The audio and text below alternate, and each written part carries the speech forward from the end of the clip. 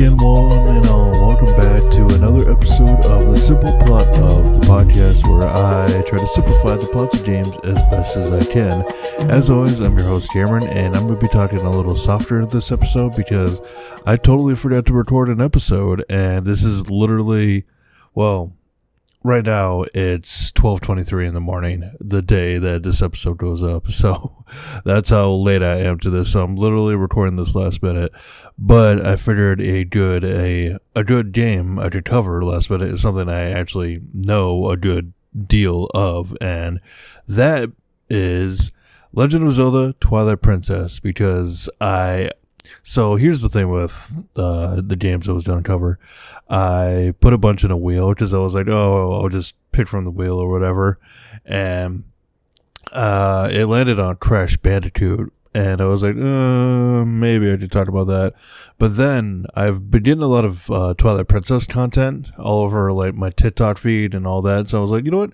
Screw it. I'll talk about Twilight Princess. So that's what we're doing in this episode. But as always, new episodes of this podcast come out every Sunday unless I'm a yutz and record them last minute. Check the socials for all that. But with that being said, let's get into The Legend of Zelda Twilight Princess.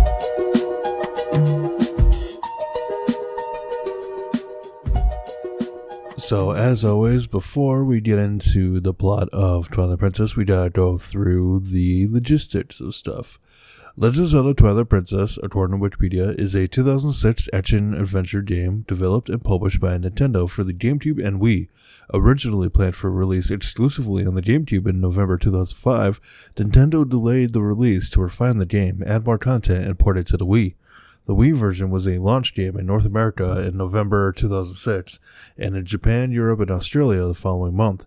The GameCube version was released in December 2006 as the final first-party game for the console. The game takes place over a century after Ocarina of Time and Majora's Mask in an alternate timeline from the Wind Waker. Players control Link, who tries to prevent Hyrule from being engulfed by a corrupted parallel dimension, the Twilight Realm. That kind of goes over the plot, which I'll get to, but Twilight Princess was, or I should say is acclaimed because it's a masterpiece. It received numerous Game of the Year awards and has been called one of the greatest video games ever made. By 2015, it had sold 8.85 million copies worldwide, making it the best-selling Zelda game until Breath of the Wild in 2017. In 2011, the Wii version was re-released under the Nintendo Selects label. A high-definition remaster based on the GameCube version, The Legend of Zelda Twilight Princess HD, developed by Tantalus Media, was released for the Wii U in March 2016. An 11-volume manga series based on Twilight Princess by Akira Himekawa was published between 2016 and 2022. But I kind of summarized the plot here, so I might go over, it might miss some things, but I'll explain it as we go along. So, the simple plot of Legend of Zelda Twilight Princess. Link, a teenage ranch... Let me start that sentence over. My apologies. Link, a teenage ranch hand in Ordon Village, is transformed into a wolf and imprisoned in the Twilight Realm after Bulbins abduct the village's children. Freed by Midna, a creature from the Twilight Realm, Link learns that Zant, the usurper king of the Twilight, has invaded Hyrule, turning its inhabitants into spirits. To save Hyrule, Link must revive the light spirits and collect fused shadows to match Zant's power. After restoring the light spirits, Zant ambushes them, taking the fused shadows and trapping Link in wolf form. Midna, injured, is healed by Princess Zelda, who, in healing Midna, sacrifices herself. Link gains the Master Sword, breaking the curse, and with Midna, repairs the broken mirror of Twilight. They discover Midna is the true Twilight ruler, cursed by Zant. Link defeats Zant, who had allied with Ganondorf. In Hyrule Castle, Link defeats Ganondorf, who possesses Zelda and transforms into a beast. Midna helps resuscitate Zelda, but Ganondorf revives and pursues Link. With help from Zelda and the Light Spirits, Link defeats Ganondorf.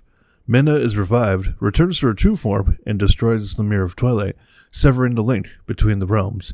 As Hyrule Castle is rebuilt, Link leaves Ordon Village for unknown destinations. Man, that's really, short of it, really. Yeah, just literally.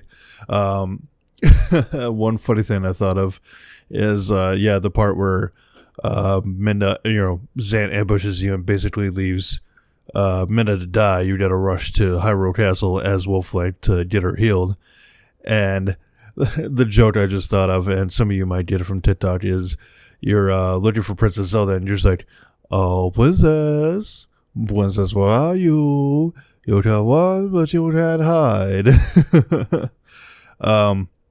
To kind of go over stuff, so in this game, Link is, grows up as a ranch hand. He, helps out the goats, and there's a bunch of children that he's, friends with. But one day, the Bulmans attack the village. I mean, I went over everything, but I'm trying to find anything in here that, well, I think this summed it up pretty well, and I'm sorry if I didn't miss anything, but the biggest thing with Twilight Princess and what a lot of people don't know is that obviously the GameCube and the Wii versions are different. They're like the same game, like the same gameplay wise, but the Wii version is flipped. Like the whole world is, flipped, because in the GameCube version, obviously Link swings his sword with his left hand because Link is canonically left-handed. But in the Wii version, obviously with the motion controls, most people in the world are right-handed, so they flip the game so that Link essentially is right-handed. And then they just went off the GameCube version for the HD version, which I have played, and I do like that it's essentially the same game. I mean, there's some things that they do that kind of make it easier, but it's just a nicer looking version of Twilight Princess. And I will say, I definitely, like, if I got the chance to play Twilight Princess again, I 100% would, because it's like my top favorite Zelda game of all time. Like, my top 5, I would put number 1, obviously Twilight Princess, followed by Wind Waker, followed by Majora's Mask. So, Twilight Princess, Wind Waker, Majora's Mask, Ocarina of Time, and then Breath of the Wild. Like, Breath of the Wild is really good, don't get me wrong, but I would definitely put it at 5 in my top 5. I don't know where I would put Tears of the Kingdom, because I honestly have not played it, but Twilight Princess is definitely my top Zelda game.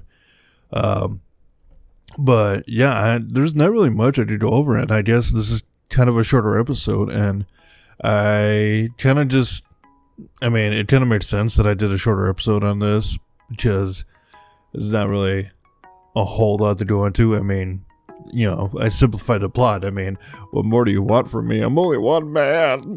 But no, I just kind of want to keep this a shorter episode because, like I said, it is currently past midnight for me, and I totally forgot to get this episode out, so I'm just getting this out now. If you guys want me to go into more detail, if you guys want me to cover more Zelda games, just let me know on the socials and whatnot. Or if you want me to cover just any other game, let me know on the socials. But I think with that, I'm gonna, end this episode here. And nice short episode, little bite-sized episode to get you through the day. I wish I could have spent a lot more time on Twilight Princess, because it is my favorite Zelda game of all time. But like I said, it's midnight. I'm tired. I want to go to bed. But with that, I hope you guys enjoyed this episode. I hope you guys, do positive things out there. Drink your water. I've been Cameron, and as always, I will see you in the next one. Bye-bye.